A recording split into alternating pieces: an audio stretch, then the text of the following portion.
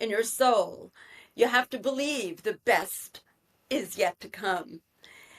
And I am working with a phenomenal accompanist, John Delphin. The director, Richard Sabellico, created the show for me and has directed it. And I have a surprise guest, which I'm very excited about.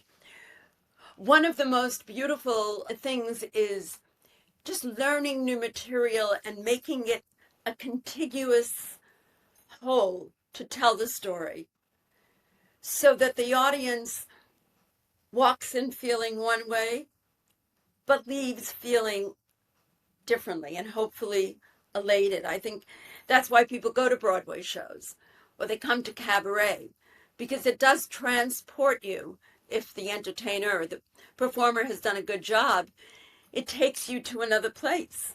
That's why maybe people are paying $900 a ticket to go to a Broadway show these days, because they feel it's, the hype. Even paying $900 is a beautiful way to lift you up and lift your spirits and make you feel good. So that's what I hope to do on June 14th at 7 p.m.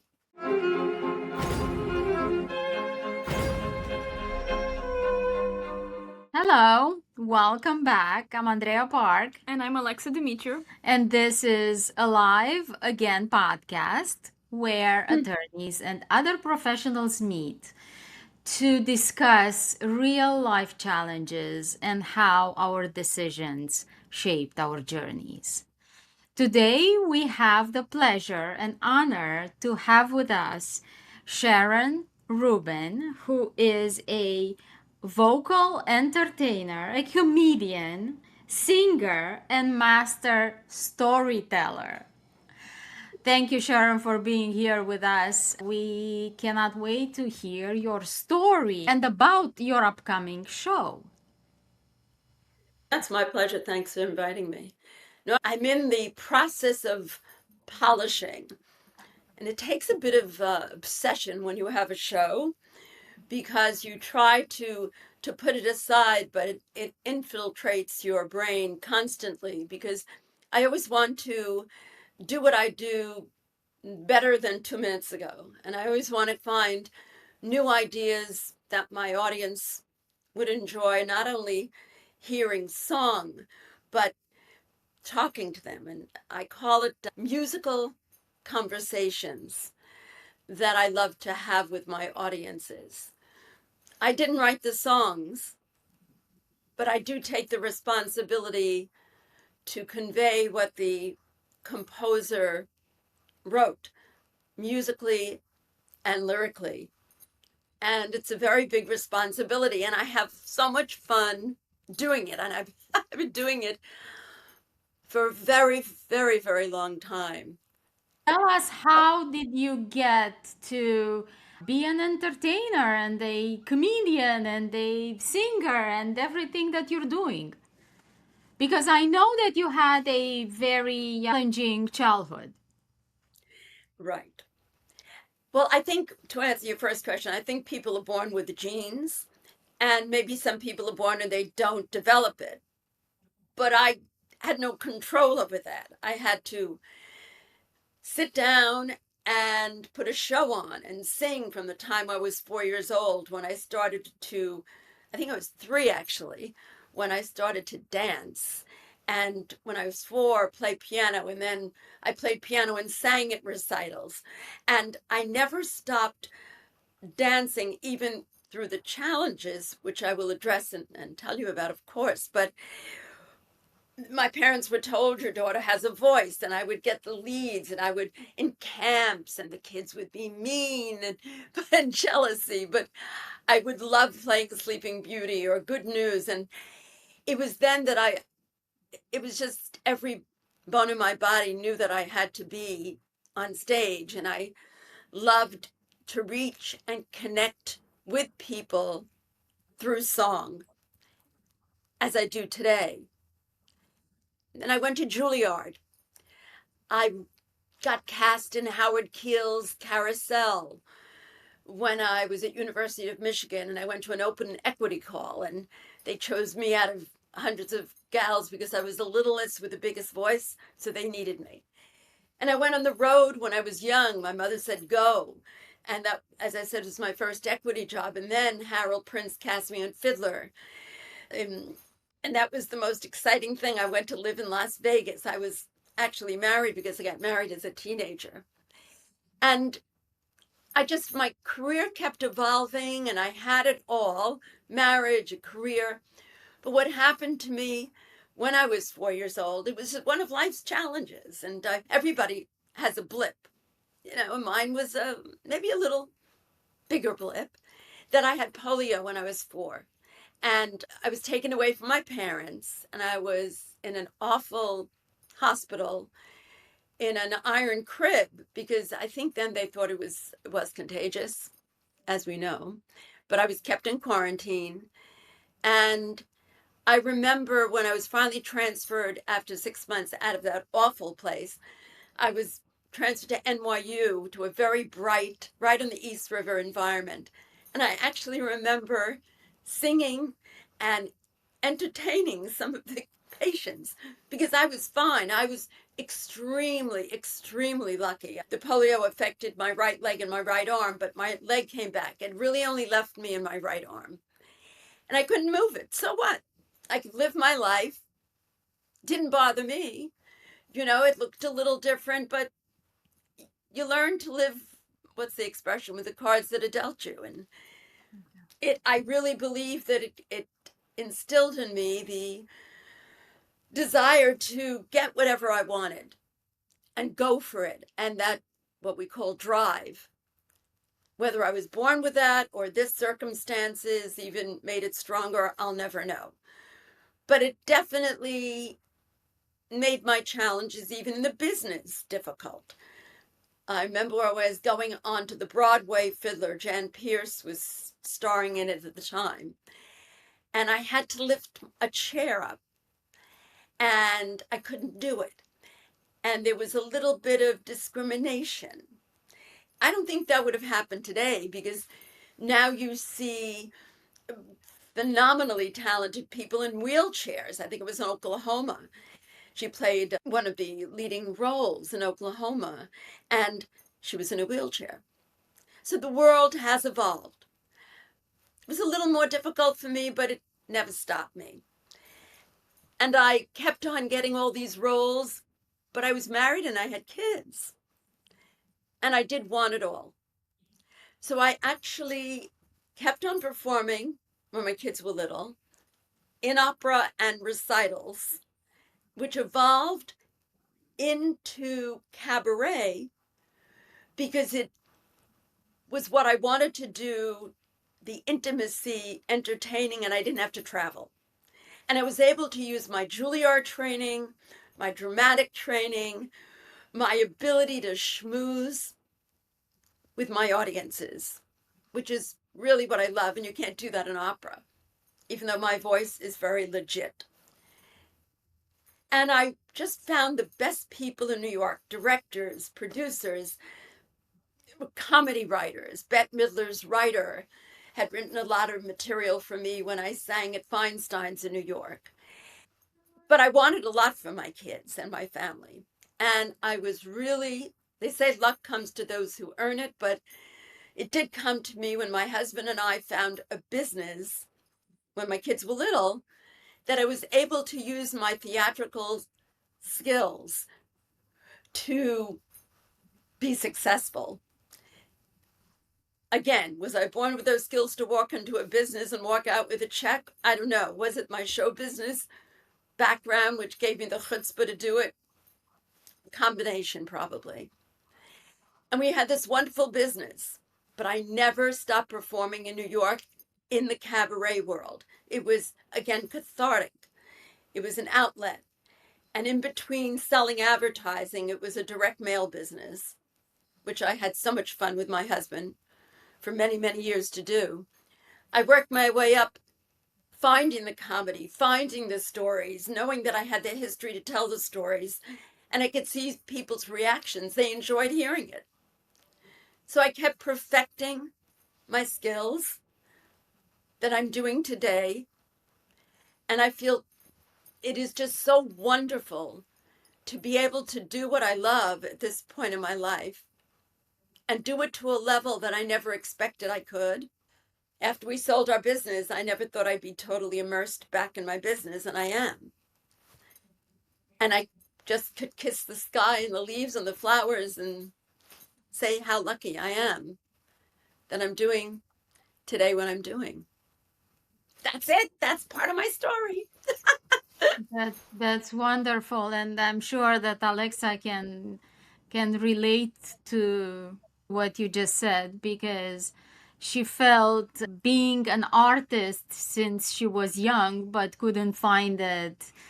Yeah, since I was young, I knew that I was an artist. I went through a phase where I wanted to be a doctor, and when I found out how much school that is, I said that's not for me. Right. And I always went to classes for piano and singing, and I played guitar for a while, and I did acting. I went to high school for acting. Right. Okay. And I was in a lot of shows, and during high school, I never got the lead roles. That's where I was trying to go to. I never got the lead roles, and I was always so upset about why I never got the lead roles because I was always, if I was in a musical, I was always trying my hardest to sing, even though that wasn't working out. When I was in acting, I was always trying my hardest to learn my lines and all of those things, and I just never got the lead roles. And then in high school, we split up the class in two sections, and whenever the half of the class was on stage, the other half was doing lights and sound and backstage stuff. And I was obsessed with staying backstage. I loved it so much. And at one point, my professor was like, maybe you should stay backstage more than, more than in front of the stage. Really? Yeah. And I remember it was so bittersweet because I was so happy that I didn't have to go on stage anymore, but my ego was so crushed that it was just not the place for me. And eventually, I learned that my place was really in fashion and backstage. Right. Right. You took those skills with the love of the theater and just did a paradigm shift. Yeah, I mean, growing up, you think of art as music and theater and drama and acting, Right. and you don't. I don't know. Maybe I wasn't really involved so much in fashion, so I didn't really think about it. But it kind of really pulled me in at some point, and now here I am behind the Yeah, camera and yeah, doing the backstage stuff as I. yeah. So And did you take that yeah. to a level with theater at all in terms of doing costuming or taking it to No, that I don't think costume is really my forte? a forte. Yeah, I don't really like to be restricted in that way, if that makes sense. Okay. Hmm. I like to have a direction in what I'm doing, but not necessarily in that way, if that makes sense. I don't know, it's just not. I would like to try it. I mean, I don't have anything against it. You should Yeah, have a website so everybody can see all your beautiful creations and somebody then click and I want that and click I want that. So, Yeah, I do have a website too. alexadumitru.com. Easy enough. well, you're in New York, as we said, so the heart of the universe, and there's so many opportunities for where you want to go with your fashion. The Met Gala is your next step. and that's what I It is. said. Yeah, that's what I said. Of course, of course. And exactly what you mentioned with your parents that allowed you Right. to do the things that you wanted to do and took you basically everywhere that you needed to be. That was an incredible opportunity for you because so many parents are not agreeing to arts or with the child doing outside of schoolwork. And I know that for Alexa, it was whatever it was out there that she can take advantage of. she was there, because you never know, literally. And as you said with the costume design, you never know. Just keep your Options mind open. open, options, and of course that things will come to exactly what's for us comes to us. Is if we're open, as you mentioned with the business and with your shows, if we're open for things, things come to us. So now talking about your show, Yes. tell us more about the All right, I show. didn't even tell you. Yes, It's a I couple of weeks cannot wait away. for it. I mean, Right, it's right, right. It's a couple of weeks away at the wonderful jewel gem of a theater called the Triad Theater on West 72nd Street. And it's just a jewel. And I love performing there. The show is on Saturday, June 14th, 7 p.m. And it's called The Best Is Yet to Come, which I believe one has to have in there, we call neshama, in your soul. You have to believe the best is yet to come. And I am working with a phenomenal accompanist, John Delphin. The director, Richard Sabellico, created the show for me and has directed it. And I have a surprise guest, which I'm very excited about. One of the most beautiful things is just learning new material and making it a contiguous whole to tell the story so that the audience walks in feeling one way but leaves feeling differently and hopefully elated. I think that's why people go to Broadway shows or they come to cabaret, because it does transport you. If the entertainer or the performer has done a good job, it takes you to another place. That's why maybe people are paying $900 a ticket to go to a Broadway show these days, because they feel it's, the hype. Even paying $900 is a beautiful way to lift you up and lift your spirits and make you feel good. So that's what I hope to do on June 14th at 7 p.m. yes. And it's about love, being together, and Well, taking no for an answer. They well, tell us right. about Taking, that. right, right, right.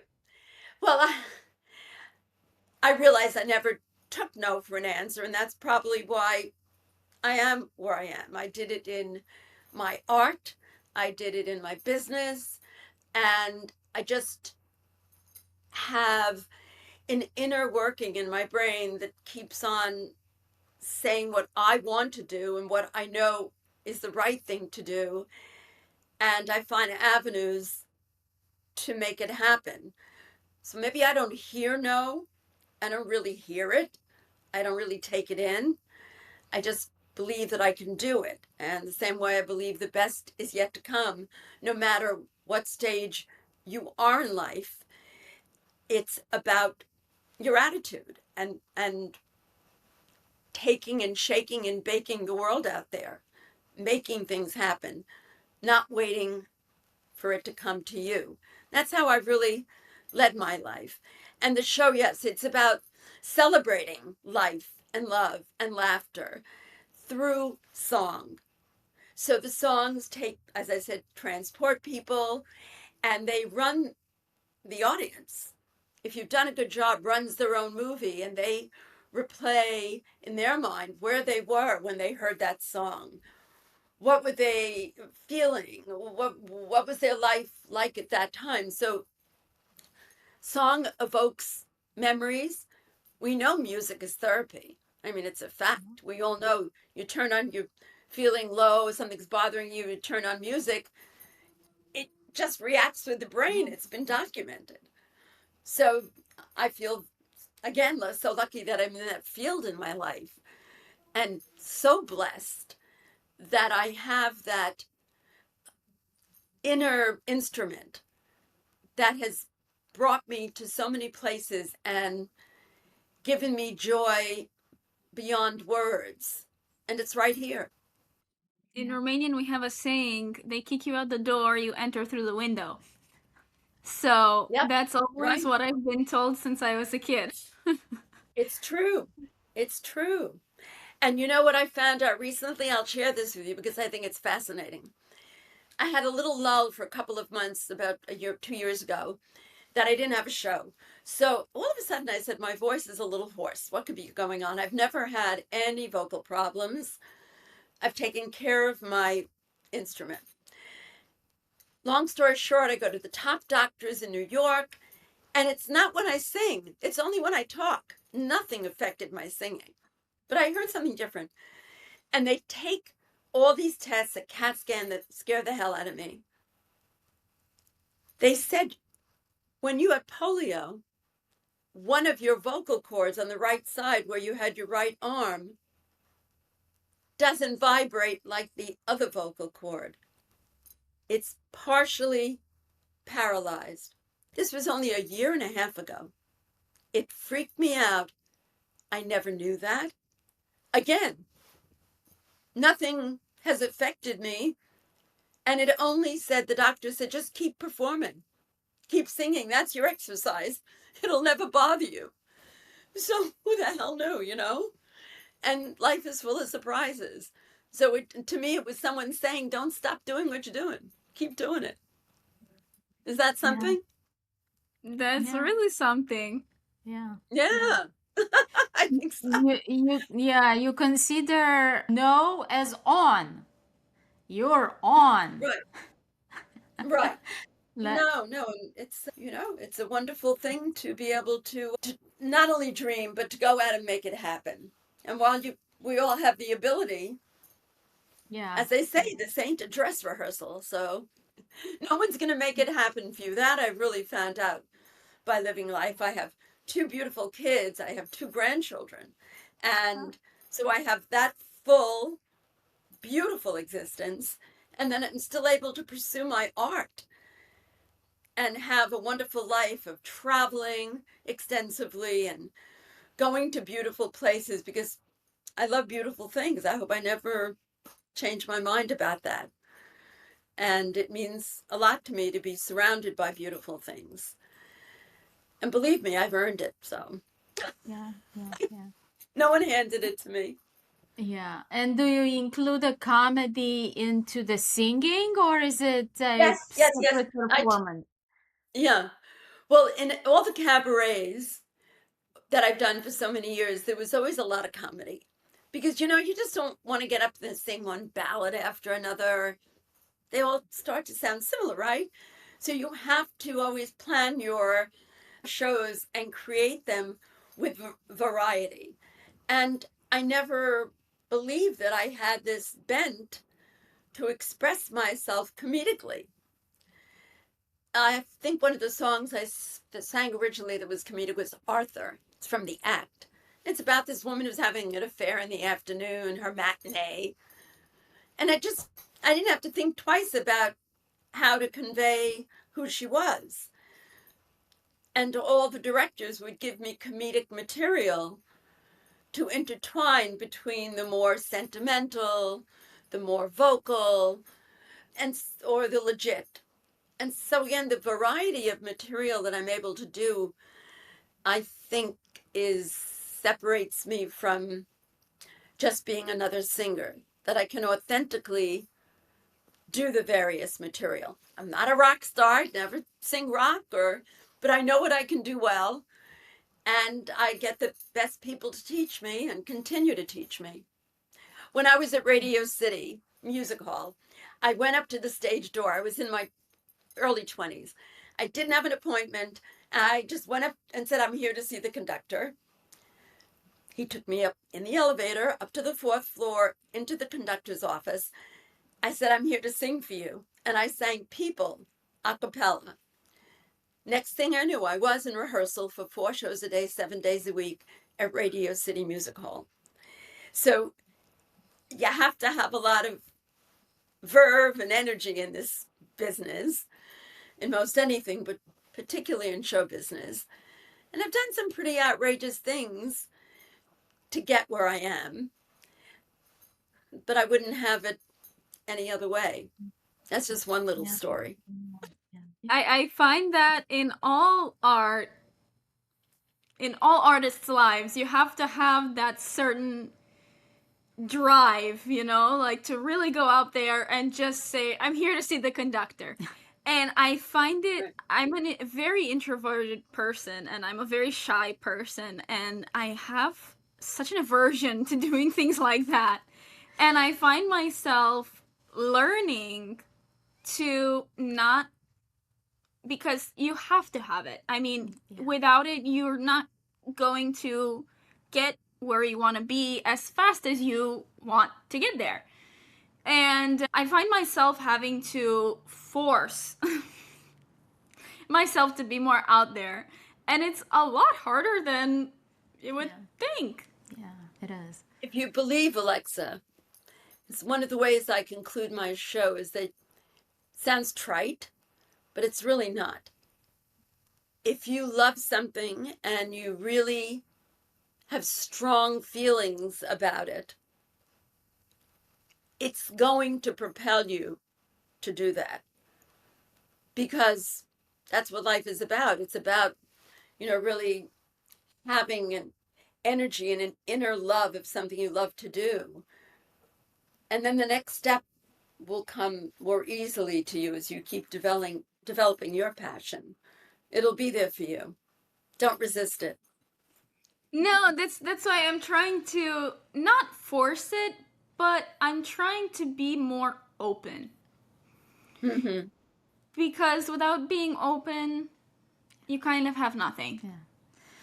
Because Well, you have a talent lot is going for not you. enough. Yeah. Well, you're so pretty and personable. So Thank keep you. on doing what you're doing, and just find another avenue. If there's avenue, then you just have various streets you walk. Yeah. Yeah. Right, because talent is just a piece of jewelry that you keep it in a box. If you don't show it and if you don't Take it out for a allow, spin. right, allow yourself to be out there, that's it doesn't mean anything. So you're right, you have to take the elevator and go to the Right. conductor's office. I, it was so Yeah. great 4 shows a day, and I as a little girl, I used to dream about when I would go to Radio City of singing on that stage, and it happened. And I still get the thrill. I saw Hugh Jackman this morning, part of his act. He's so talented on the stage of Radio City Music Hall. Yes. He did this whole shtick with a jump rope. That was what he showed, how he can jump unbelievably. One of his many, many talents. And it was a wonderful memory and a wonderful experience. And it only propelled me to do more things like that. Yeah, yeah, yeah. No, it's true what you just mentioned, that it doing everything, it separates you from any other singer.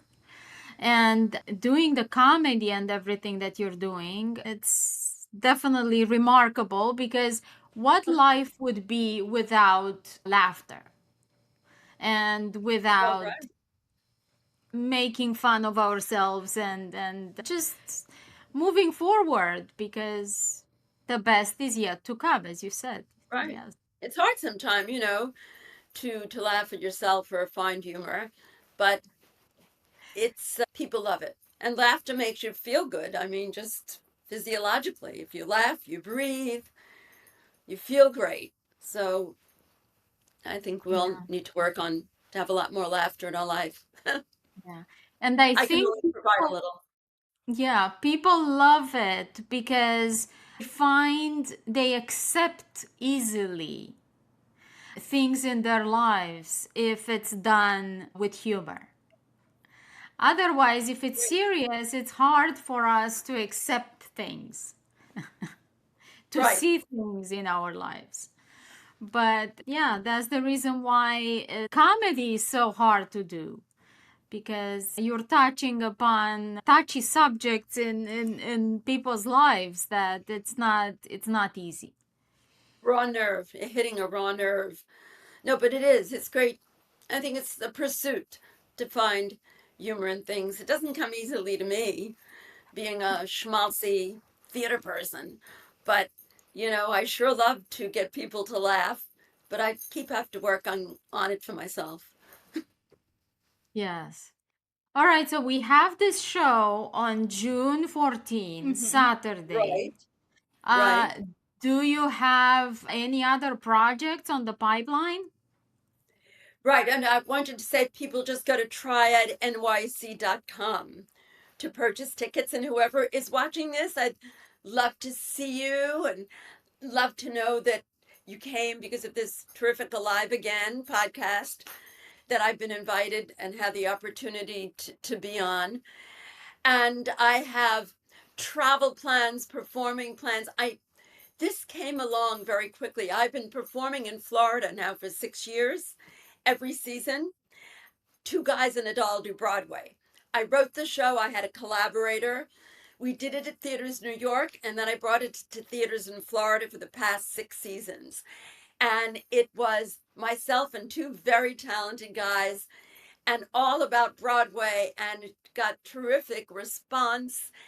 And then I said, oh my God, I got to get back to New York. Of course, the horrible pandemic happened, but I was down in Florida performing during that, making sure everybody's tested. But I was determined to entertain, and people needed the entertainment so badly. So I've done that. And then I said, I got to come back to New York. So I created The Best Is Yet to Come, and here I am. We are so excited to see it. We're both going, and we are so Oh, excited. wonderful. Yes, and we Terrific. will definitely link The website. the website and where people can get tickets and yes, Thank you for definitely. that. That would be wonderful. Are you going Of to ask course. me that infamous question? Yes, of Oh, course. good, because I thought about it. It was Y- hard to come up with an Yeah. answer. Well, not really hard, but All right, so let me ask the question.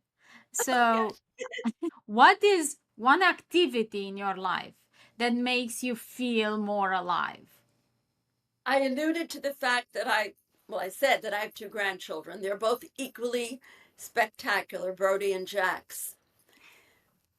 But an experience I never expected to have. It's so beautiful to just have two grandchildren, experience their lives with them. But I'm so blessed that I've been able to take it to another level.